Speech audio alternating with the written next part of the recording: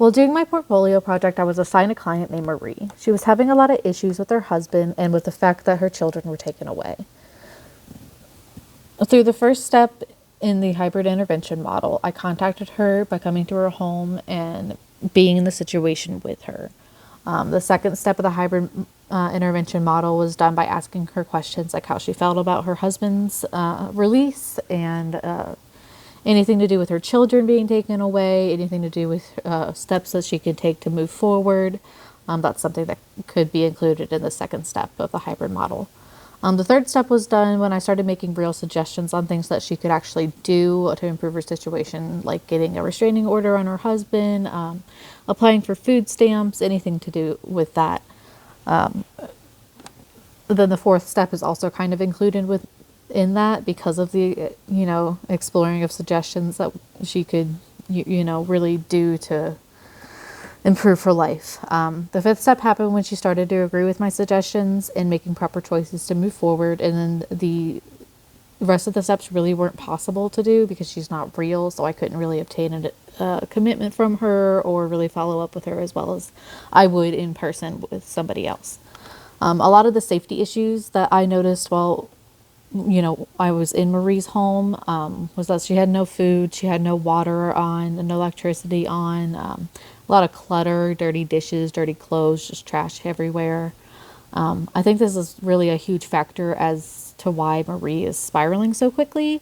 It just really could put you in a state of depression to have all this stuff going wrong.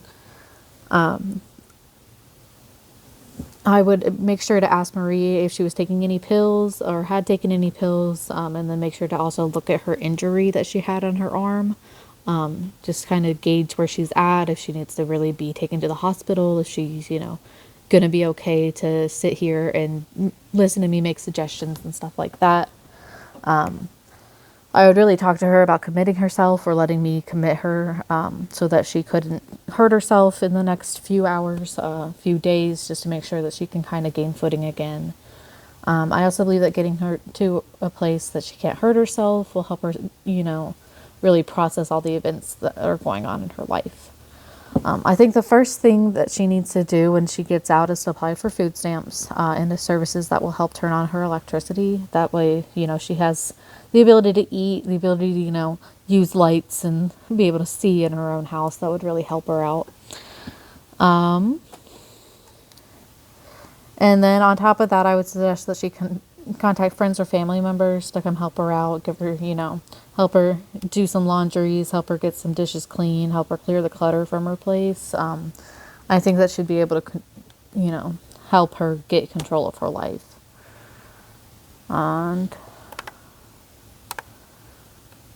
I feel as though Marie really does need inpatient care. That's the first suggestion that I really would make for her.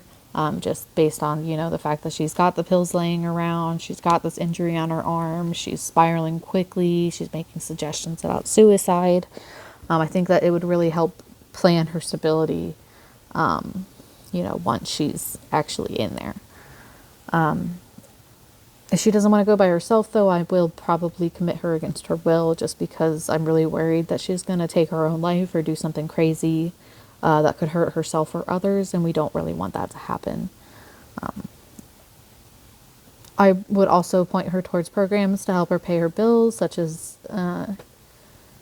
like the food stamps, US Gov, electric help, anything like that, would really just push her forward. And then I'd also have her contact Child Services just in case there's anything that they could do or any suggestions they could make for her to do so that she could get her children back.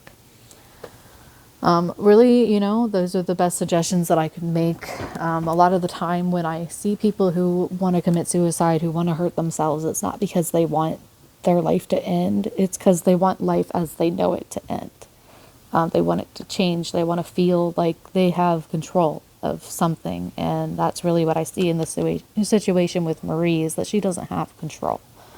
And I think with getting food stamps and going and committing herself and, getting help from her friends and her family will really push her forward into stability that she's been craving.